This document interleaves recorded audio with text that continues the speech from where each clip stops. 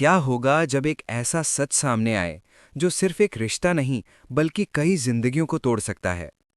क्या होगा जब किसी की चुप्पी के पीछे छुपा दर्द अचानक सबके सामने आ जाए?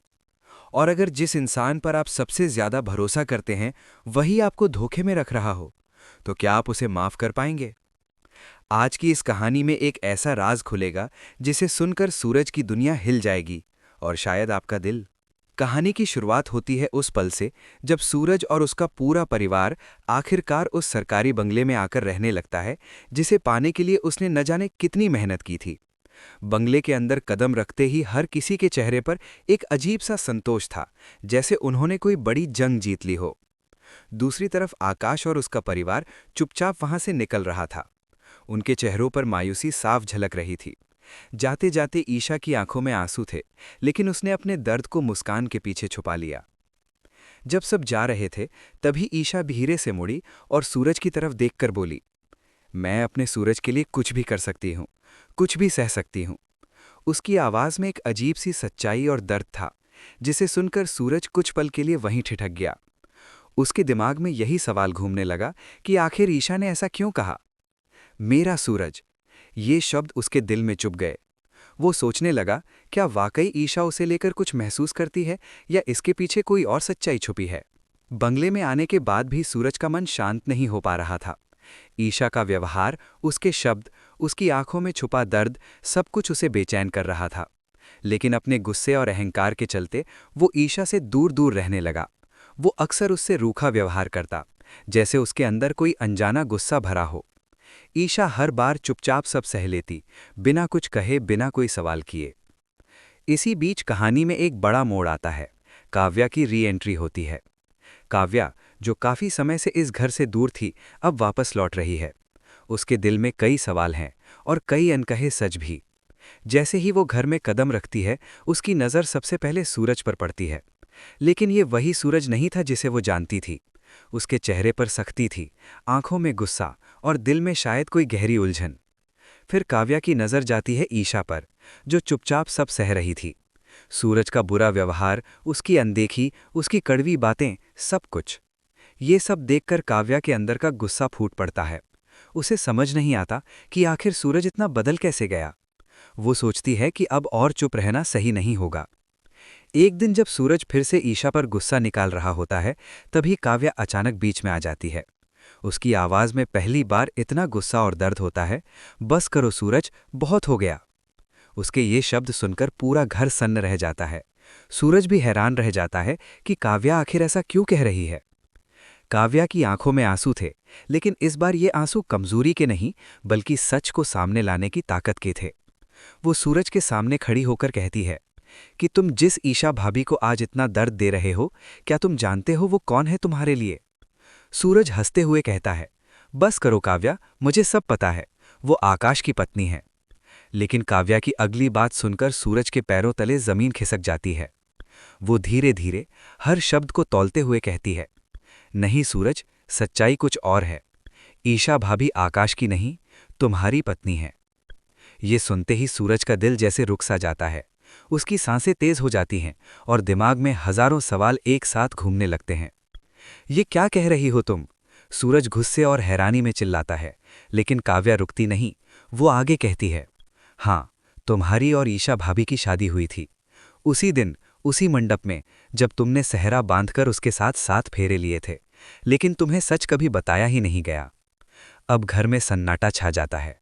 हर कोई इस खुलासे से हिल चुका था। सूरज के चेहरे पर गुस्सा, दर्द और हैरानी एक साथ दिख रहे थे। वो ईशा की तरफ देखता है, जो अब भी चुप खड़ी थी। उसकी आंखों से आंसू बह रहे थे। कहानी अब एक ऐसे मोड़ पर आ चुकी है जहां हर रिश्ता, हर भरोसा और हर सच्चाई सवालों के घेरे में है। आगे क्या होगा?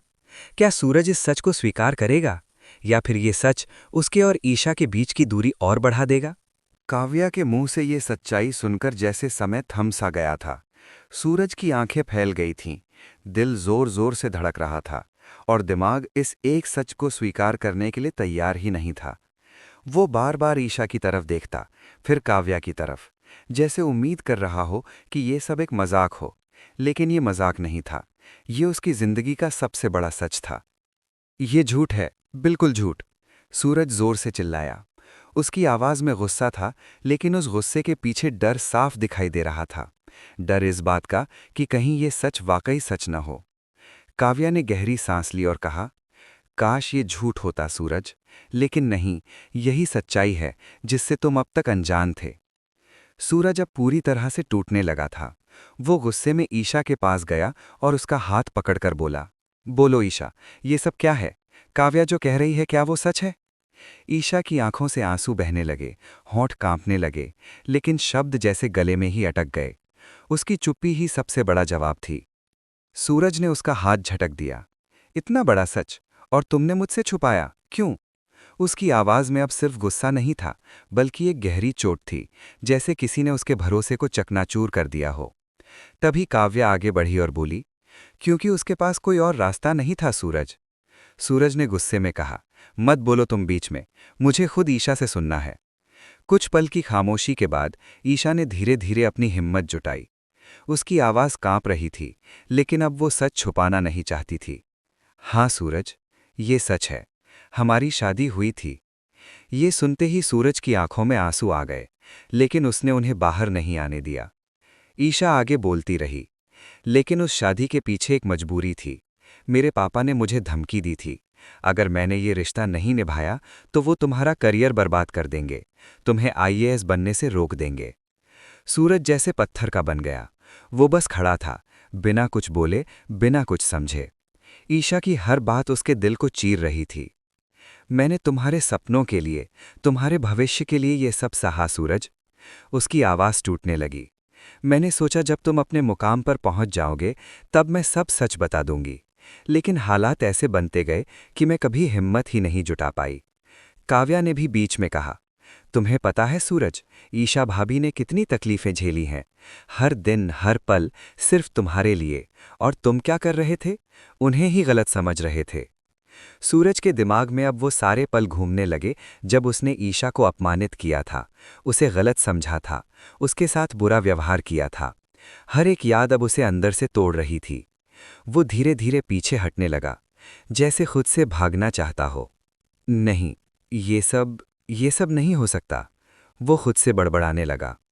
ईशा ने उसकी तरफ बढ़ने की कोशिश की, सूरज, लेकिन सूरज ने हाथ उठाकर उसे रोक दिया। बस, और कुछ मत कहो, मुझे सोचने दो। उसकी आंखों में अब गुस्सा नहीं था, सिर्फ दर्द था, और पछतावा भी। वो कमरे से बाहर चला गया, अकेला, बिल्कुल अकेला। ईशा वहीं खड़ी रह गई, उसकी आंखों से आंसू रुकने का नाम नहीं ले रहे थे।